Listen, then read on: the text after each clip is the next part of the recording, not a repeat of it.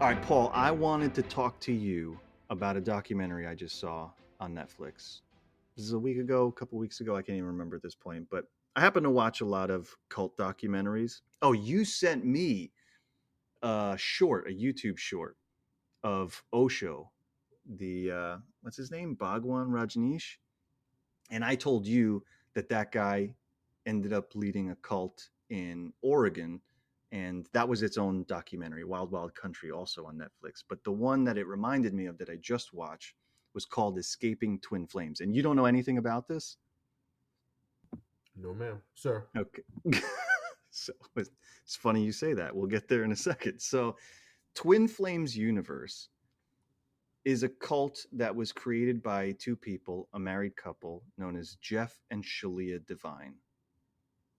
They're based out of Michigan or something. I don't even know where they traveled all over to have members, but they grew membership enough where they had people in Canada, they had people in the Southwest, they had people on the East Coast or something. And everything you know about cults or would expect about a cult happened, right? You get this very pyramid scheme pressure of you have the leaders at the top training leaders trying to recruit members, and there was a big money aspect involved where people are paying for lessons. So Twin Flames Universe is like I'm going to call it an online course because I think that's how it started mostly. You pay money to learn how to better yourself with the aim of finding your quote unquote twin flame. And that is what we would have called your soulmate. That is the person that is perfect for you. Nice. Right? How much is this? I don't even know. I think people spent thousands though. But can I get it on the ground floor? No, it's too late for that already. Jesus. Yeah, I think the entry fee now is probably a cool mill. No, you're being silly. I am being silly. I don't know what it is to even join this thing. Well, because it's not one course, and the documentary does a great job of covering that too. Very much like Scientology. All of a sudden, when you think, well, if I just do this course, that course, and 11 courses, I have to just spend, I'm making up a number. It'll be 15,000 and perfect. I'll be perfect according to the doctrine, and then I'll meet my twin flame. And obviously these people realize, well, like, no, we can't like ever reach an end. So they just keep creating new levels and new courses or whatever.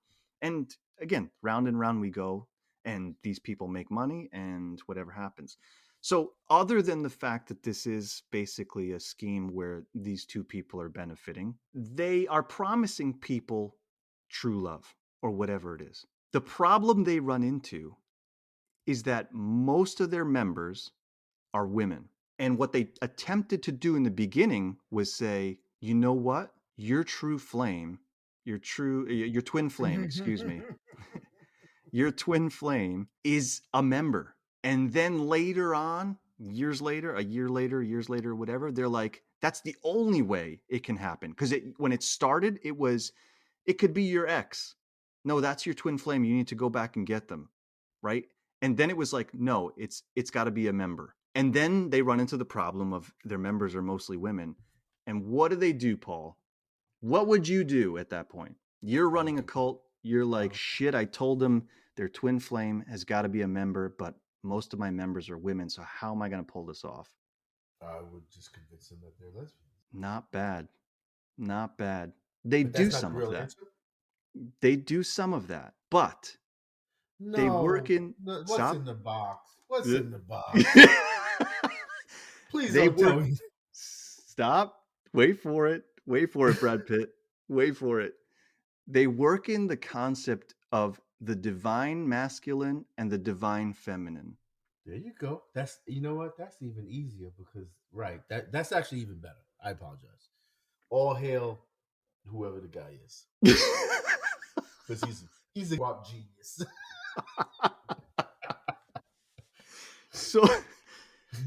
So they say, even if you're a woman, you can be a divine masculine. And they do essentially try to establish lesbian relationships. But they're sort of saying, you're not really a lesbian because in truth, you're divine masculine. Bro, people embrace this hook, line, and sinker. Where is this located? I think these people are now in Michigan. I think that's where he grew up. I'm moving to Michigan. And I think they have a compound, and there are people who live there. A big part of the documentary actually was someone trying to get their sister out. And again, in perfect cult fashion, these people convince you that you need to cut ties with the entire outside world. You can no longer talk to your family, can no longer talk to your friends. And you should see some of the emails that they've written. Like, this will be the last you hear from me. Thanks, bye. Like, it was crazy. So going back to the concept of setting up multiple women as divine masculine and divine feminine, hook, line, and sinker. You have women that were admittedly in the documentary feminine, right? Because you can have quote unquote tomboys or someone who doesn't care about their appearance or someone who doesn't, fuss about makeup or what have you, or do their nails. But they were admittedly like that. They say, I was a feminine person, and they start cutting their hair short, like wearing flannel button down shirts, like truly attempting to look more masculine and embracing this idea that they would be with a woman now. The one woman I'm thinking of, she actually did say she was bisexual, but she didn't want to be the masculine figure in a relationship with a woman. She would probably be comfortable in a lesbian relationship or in a relationship with a woman, but she was saying, in retrospect, this was weird for me, but in the moment, she did it. But wait, there's more. What else do you think happened? I'm going to say a breakout of syphilis. Is that wrong?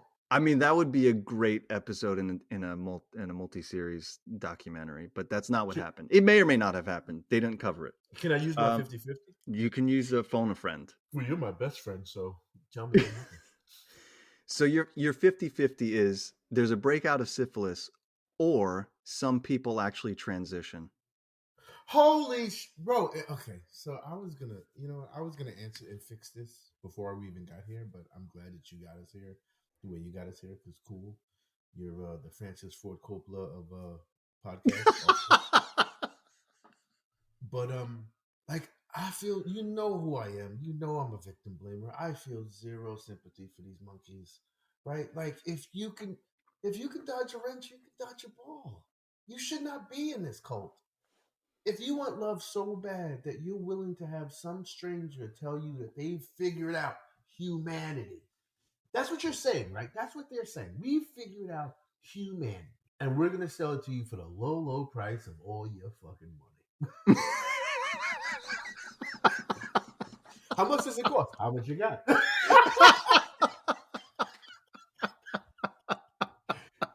Bro, this doesn't make any sense, bro. You have to fucking watch this, bro. You'll lose your fucking mind. I'm gonna watch this with like a brand new bottle of lotion. So you already got me locked in, bro. Lesbian in the wilderness? Come on, flannel shirts? You had me at flannel shirts.